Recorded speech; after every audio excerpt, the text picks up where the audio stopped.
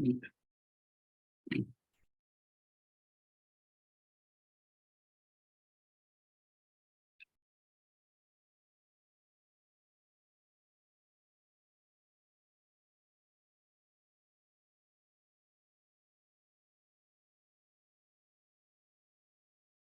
afternoon, everyone. I welcome all of you in this lecture series, which we started in the January. In first lecture, we discussed quality management system awareness. And all of you know, standard talks a lot about documentation, and generally we remain confused. What is required, what is not required, what is the meaning of process, what is the meaning of procedure, what is this documentation, what are the areas where documentation is required. So we'll discuss certain things. And before starting this program, Dr. Akriti, please unmute yourself.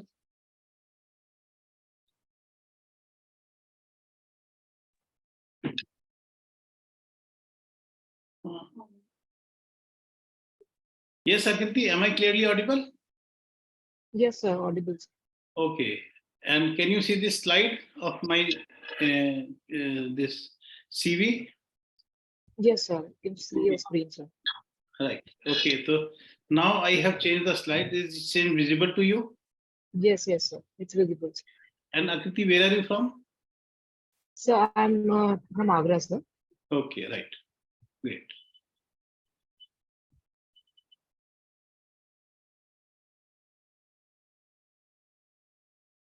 Okay, today we will discuss quality management system documentation, and this is as per our new standard ISO 15189-2022.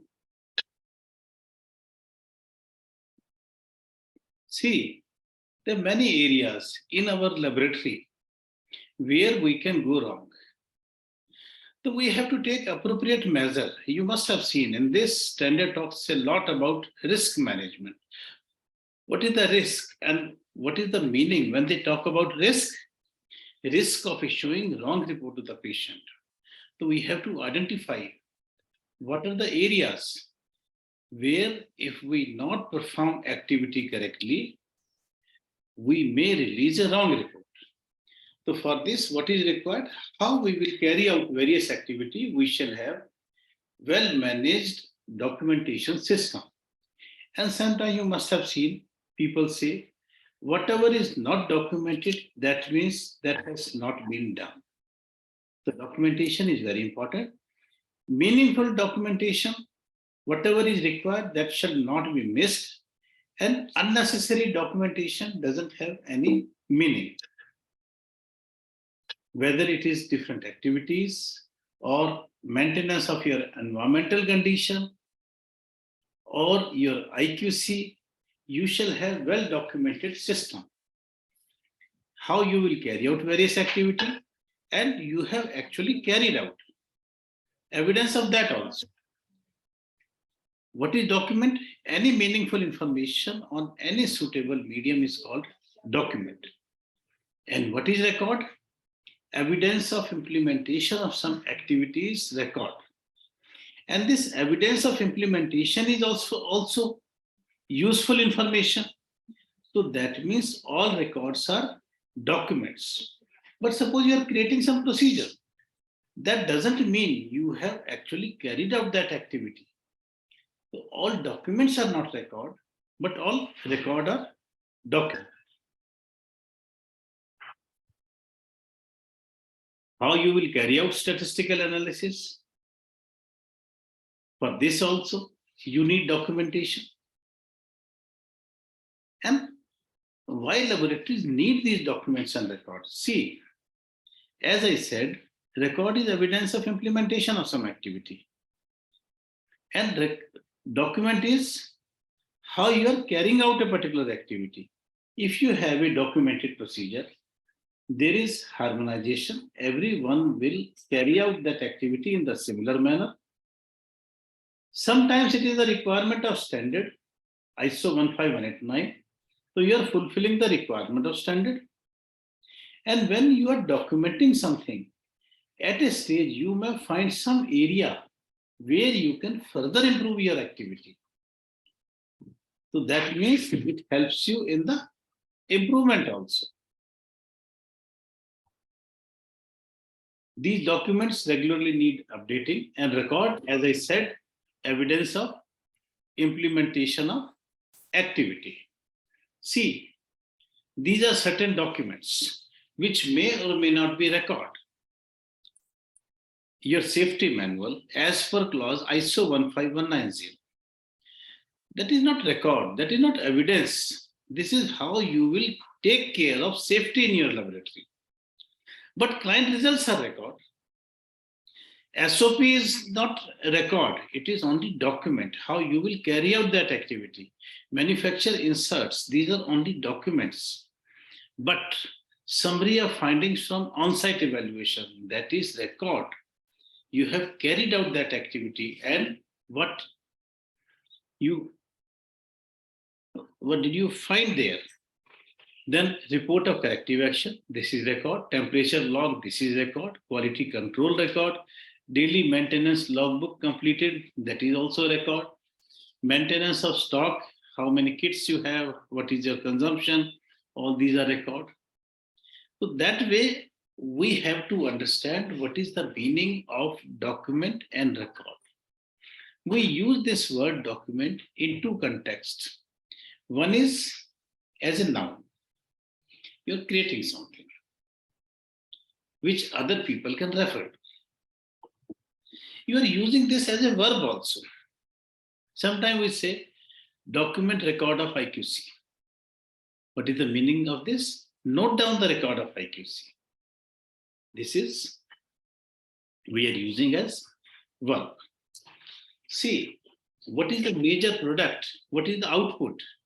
In our laboratory, input is patient is coming with a test request. And what is the output? A report. What is this report? Report is a information to a patient. What are the results of a particular test which a doctor is using in a particular situation for the better patient outcome? So what is their expectation? This report shall be correct and shall be delivered within reasonable time frame. And remember one thing, all records are documents, but all documents are not record. See, we create various types of documents in our laboratory. Policies, processes, procedures. What are these? We will see these one by one. Policy is, you can say, overall intention of the laboratory. If we are saying we are managing quality management system in our laboratory, our policy is we want to release a error-free report in our laboratory. How? How you will carry out this? Our intention is we want to release error-free report. This is what we want to do in our laboratory. For this, you are saying we will follow ISO 15189 or we will follow CLSI document. This is overall intention. Now you are developing quality management system as per your intention. Whatever document you are using, there is one document A105, quality management system in medical laboratory, CLSI document, or ISO 15189.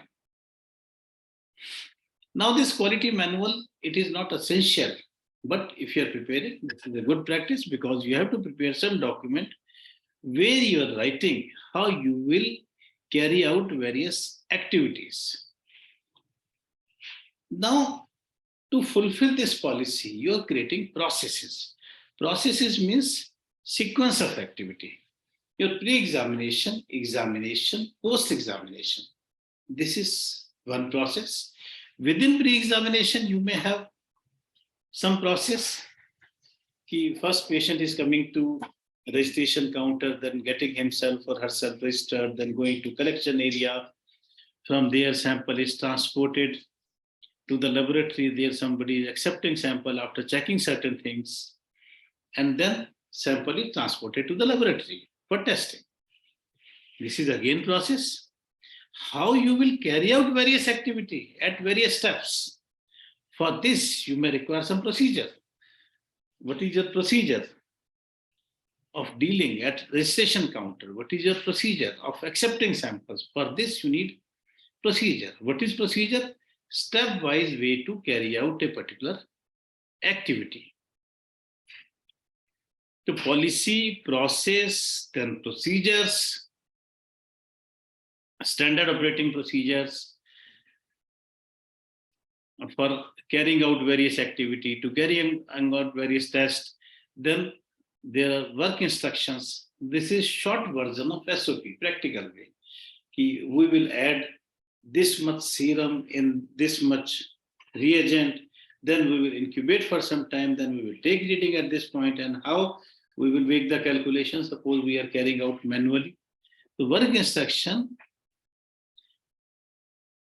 whatever you are writing in work instruction, that shall be traceable to your SOP. You can say it is shortened version of your standard operating procedure for a particular activity. So now, what is policy? What to do? Process, how it happens. Procedure, how to do it. Sometimes we talk about program. We say laboratory shall have program for the preventive maintenance. What do you mean by program? When certain unrelated activities which are carried out together, they become meaningful, then that set of activities together, these are called as program. Now suppose somebody asks you, what is your program for Sunday? You are saying, we will go to visit Taj Mahal. After that, we will go to Red Fort. In between, we will have some snacks. After Red Fort, we will have lunch. And in between, we will carry out some shopping. So that is a program. This shopping is not related to visiting Taj Mahal, or shopping is not related to having chola bhatura at some place. But when these are carried out together, these become program and you are enjoying. You feel fulfillment. Similar way, when unrelated activities, these are carried out together, it becomes program. You may require procedure at some step.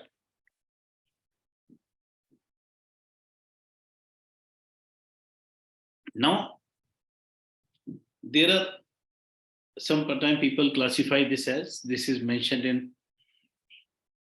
ISO 9001, level 1 document, level 2 document, level 3 document, level 4 document, quality manual or management system documents. These are considered as apex document because these are at the apex of the triangle. Then after this, how you will fulfill the requirement of your quality manual, you are developing procedures, then you are developing work instructions, and you are maintaining certain records. This is how people classify various level of the documents. But remember one thing, it is no longer necessary to have quality manual. You can create some other management system document, and they have not defined the contents of this management system document. You must have seen in the previous editions, quality manual was an important document, and during assessment also you must have observed many NCs used to be related to this quality manual. You have mentioned this, or you have not mentioned this, or you have incorrectly mentioned this, or you have not mentioned this in sufficient detail. Now, what is required? Some document, management system document. It is mentioned in clause 8.2 in your standard. Then you have to create certain SOPs, standard operating procedures, and processes. In addition, you shall have some supportive documents like 15190, safety requirements in medical laboratory, 22367, risk management in medical laboratory, 20658, pre-analytical requirements in medical laboratory, 20914, measurement uncertainty in medical laboratory, and 19011 is related to internal audit. These documents will further enhance your understanding of ISO 15189 because then you will have reference how to carry out various activity. 15189 is telling you what to do and how to do. For this, you have to read various documents and you have to work in the laboratory. You have to develop your understanding how I will carry out various activity in my laboratory.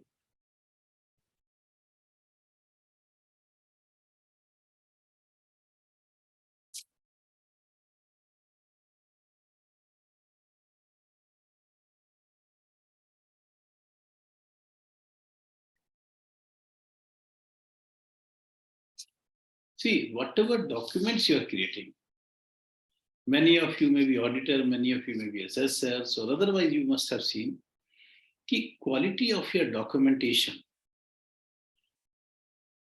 Talk about quality of the performance of various activities in the laboratory.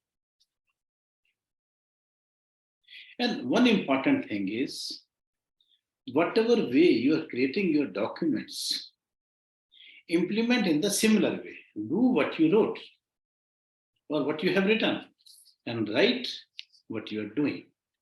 This is important. There should not be any mismatch. You have documented something and implementation is altogether in a different manner. For example, suppose laboratory has mentioned they will run 2-level control twice a day. In actual practice, they are running 1-level control once a day. What is the quality of good documentation? It should be clear, concise, should be user-friendly. People should be able to understand after reading it. And explicit. It is explaining its meaning correctly. Should be accurate and up to date. Time to time review your document, whether it is serving your purpose or not.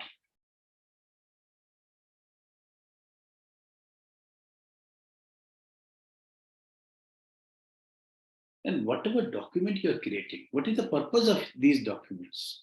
People in the laboratory, they are following these documents and there is harmonization.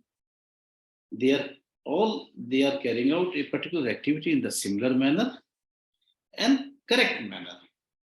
For this, these documents shall be accessible to the staff, and this is the requirement of ISO 15189 also in clause 8.2.5. So as we discussed, develop all these documents, which your management system documentation, safety manual, quality control charts, SOPs for various activities.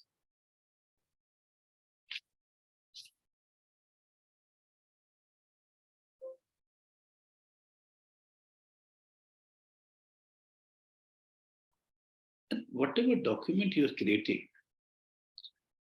it is demonstrating commitment of the top management to quality.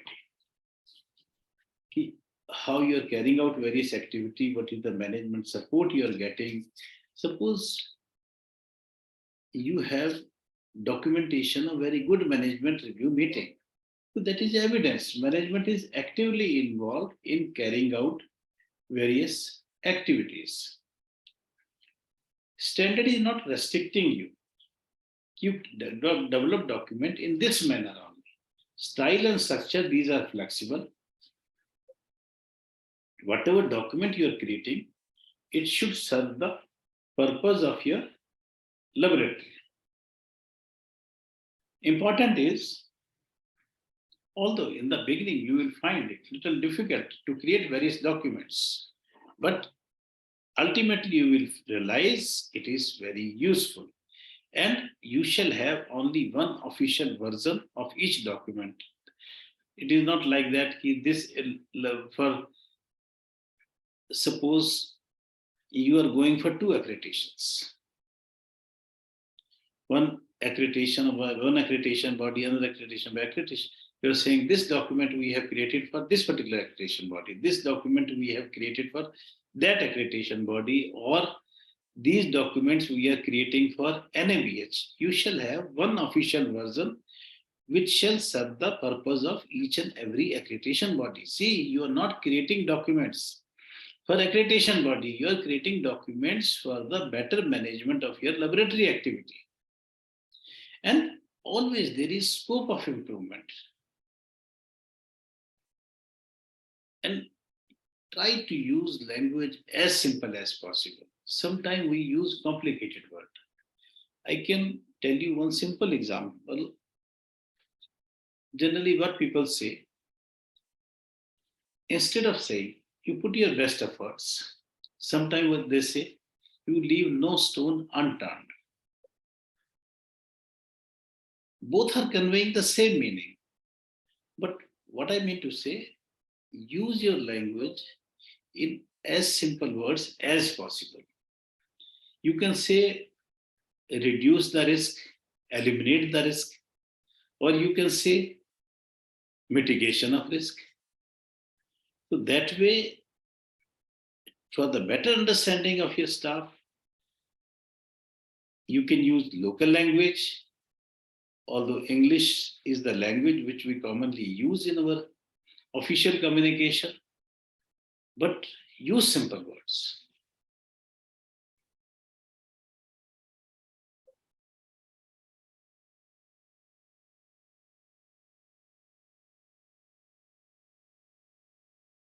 See, when you're creating SOP,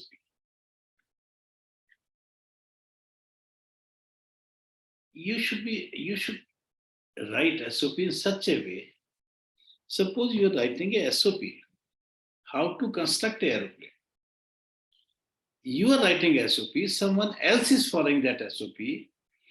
After reading that SOP, the person should be able to construct an aeroplane and that aeroplane should fly.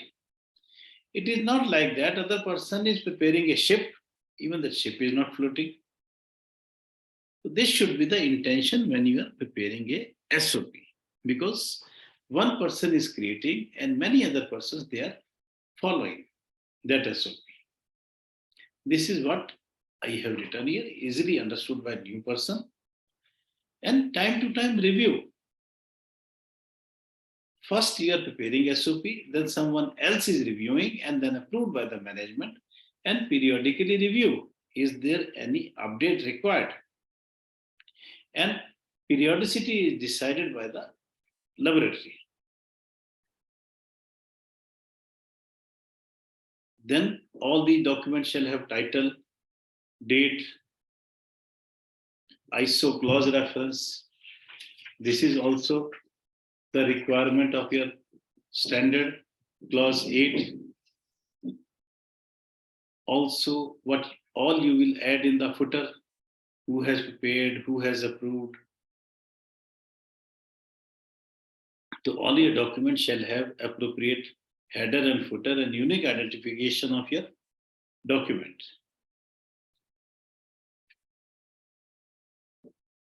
When you are developing any SOP,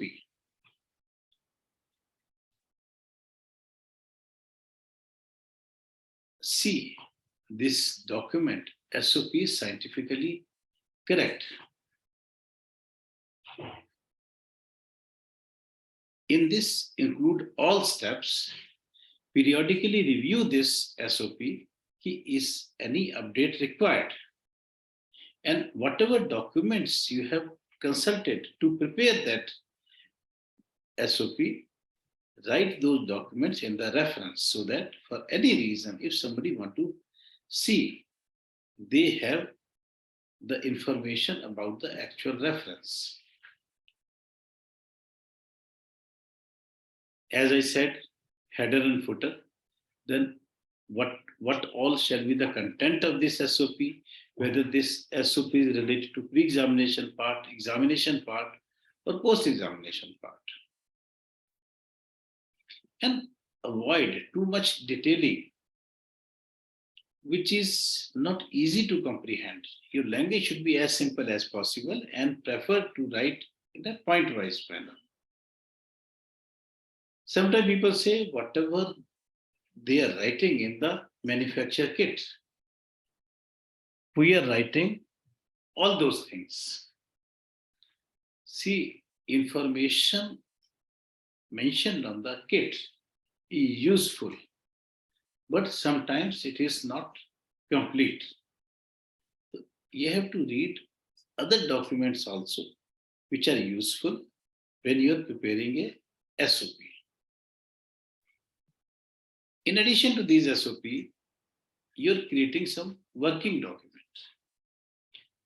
shortened version of SOP. These may be handwritten or printed. You can keep these in some file or you can paste on the wall. But remember one thing, whatever information you are writing in these job ads or work instructions, this information shall be traceable to your original SOP. Whatever way you are creating, either handwritten or with some pictures or pasted on the wall, it is up to you. That is the decision of your laboratory. Standard is not restricting you. And what is the meaning of document control? It applies to both external as well as internal documents. It says everyone is using only the current version. Suppose you have approved. Suppose you have approved a particular document, clearly say only this version shall be used. Suppose it is a textbook, 4th edition or 5th edition. We are approving this, everyone should use this document. And it should be available. And at workstation, only this approved version is available. So that means you have control over your documents, whether these are in-house developed documents or externally procured documents.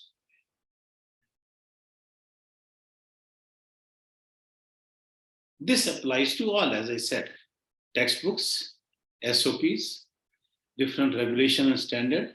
Suppose now you're revising your all documents as per 4th edition. So now only 4th edition shall be available of this ISO 1510. 4th edition shall be available in your laboratory. This 3rd edition shall be removed from the active workstation.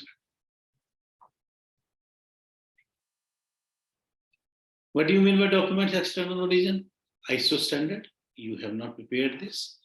Like accreditation body document, many of you go for NABL accreditation, documents created by NABL, or other accreditation body if you are going for that accreditation.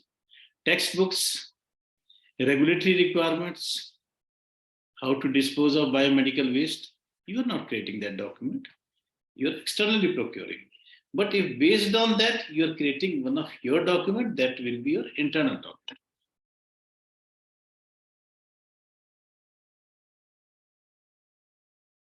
And you develop your system, how you will number your documents. That is the decision of the laboratory, whatever way.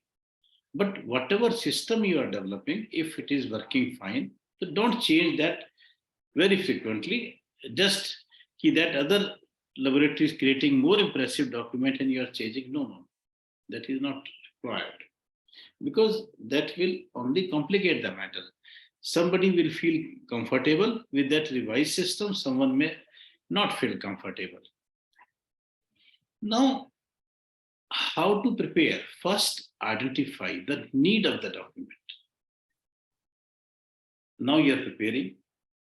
Laboratory is authorizing a person to prepare that document. After preparation, this is reviewed. After reviewing, after reviewing, you are approving that and you are issuing distribution.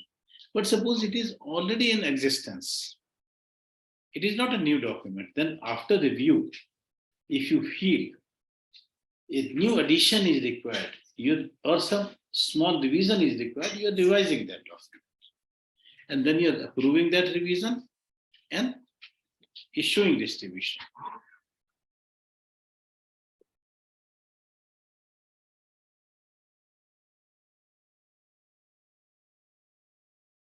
See, this document control is very important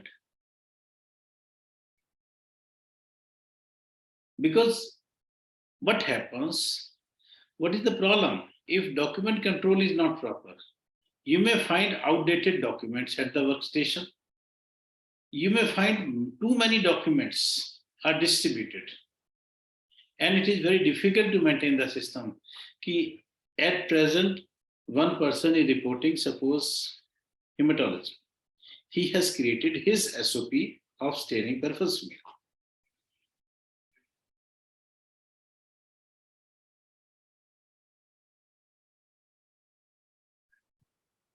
Now another person is coming, they are creating their document. Lack of control. Now externally, one person is saying, I will report hematology based on WHO book. Another person is saying, I will report based on Winthrop. Third person is saying, I will report based on AFIP manual. So there is no control. And clinicians, they are getting different nomenclature for various diagnoses. Same can happen with document of your internal origin. Everyone is creating their own document. So this document control is very important. Otherwise, you cannot control activities of your laboratory. When we talk about control of documents, same thing applies to records also. This records of supplier selection and performance, one of the requirement of standard staff qualification, request for examination, that is a TRF, record of receipt of sample. So what I mean to say, whatever records you are creating, so control of records means you will keep this record for 1 year or 2 years. The record shall remain retrievable within that period and shall be retrievable within legible manner. You are able to read that. It is not they are damaged or deteriorated. MRM record is very important. It is the record between laboratory and the higher management. See, records, these are essential for the continuous monitoring of quality system. This is very good management tool and you can identify problems. Because with these records, you may find some trend that these activities are not being performed in the correct manner.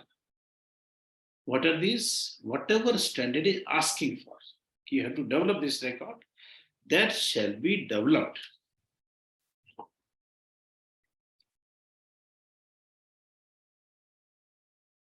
So I have mentioned,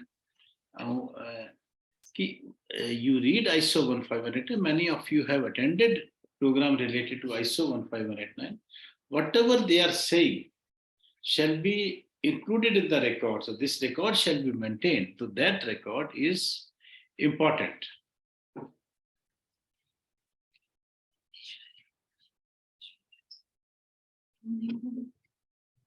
Sometimes we forget disposition of rejected samples or referral samples to another laboratory, in how you are managing inventory, how you are carrying out preventive maintenance. So all these things are important. And if you are maintaining paper record, suppose you have workload of 1000 biopsy samples per day. You are maintaining record of test request form. You are maintaining record of reports. You are maintaining, to how you are maintaining. Suppose you are saying we will bind every 250 test request forms or 250 reports. Then you have to number all these things, use permanent ink, and properly store in such a manner they are easily accessible and not accessible to unauthorized person. So you are maintaining security, and whenever these documents are required, you are able to trace that. Same is true for your slides, same is true for your blocks, same is true for your specimen. You have to define retention period, and those shall be retrievable within that retention period. There is no good way of maintaining record.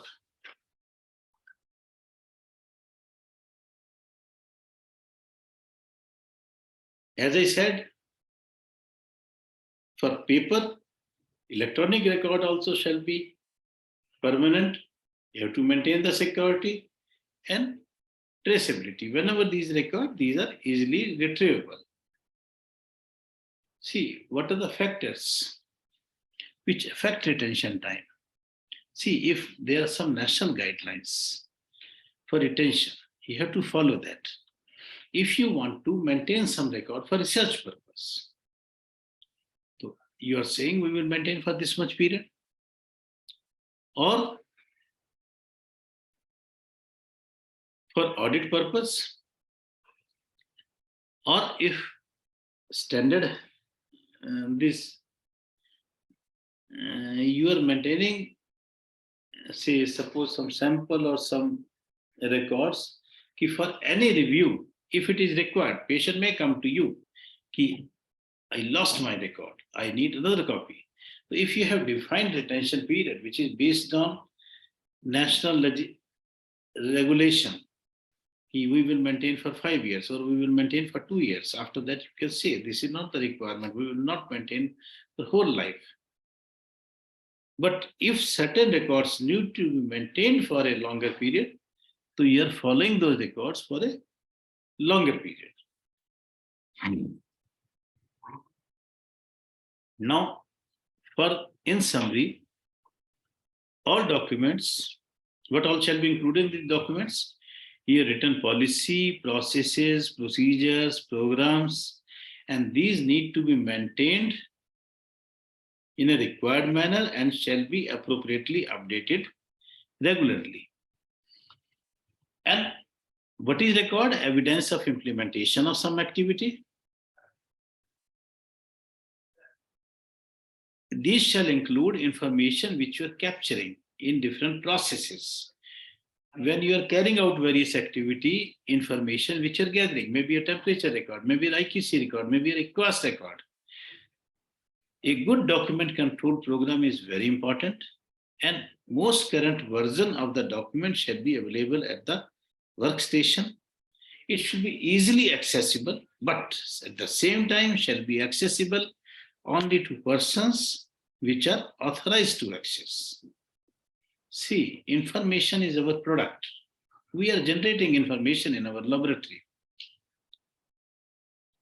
And documents, whether how to carry out an activity or evidence of implementation of some activity, these are assuring accuracy and consistency in the laboratory. As I said previously also, always remember, quality is a journey without any destination. Don't think it is burden on you. It is easy. It is possible to maintain quality when everyone in the laboratory will work together. Thank you for your kind attention. And good luck to all of you.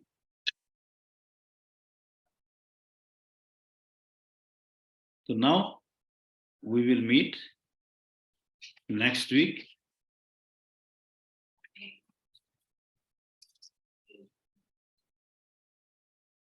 Next session will be on 8th of March. 8th of March is Holi. So what we will do? We will conduct our session on 7th of March. Is it okay? We will post this in the WhatsApp group also. And we will post one feedback link also in the WhatsApp group. So please fill and submit and suggest some more topics to be included in the discussion. Next week, we will have discussion on lab statistics. And after that, in the time to come, we will have session on IQC also, how to do the root cause analysis in IQC, then related to QAS. So similarly, you have whole calendar with you. So we will conduct session on various topics, and you also suggest some topics in the feedback form.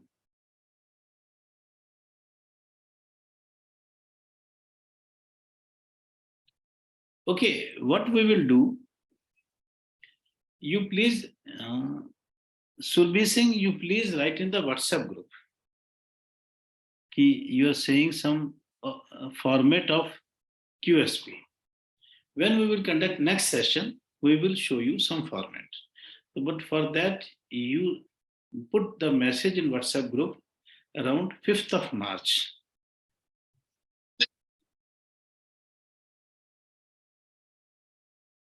And there is no standard book which you can open and you can find out all these things. This information you gather from different books, then you use your experience also, and then you share your thoughts. If you have any suggestion, your suggestions are always welcome. Right?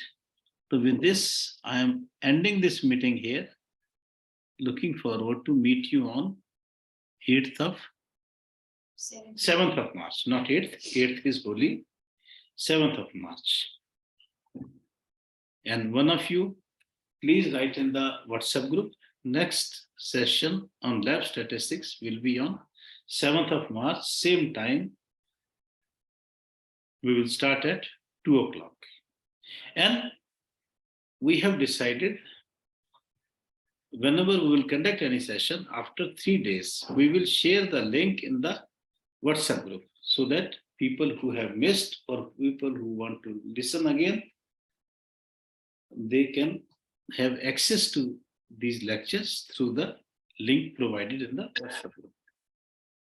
And all of you will get the certificate by Tuesday. For every lecture, you will get separate certificate and you will get certificate by Tuesday.